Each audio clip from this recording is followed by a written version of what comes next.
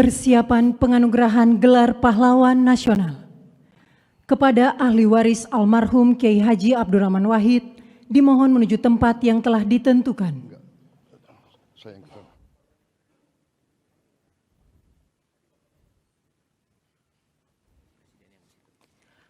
Penganugerahan gelar pahlawan nasional oleh Presiden Republik Indonesia.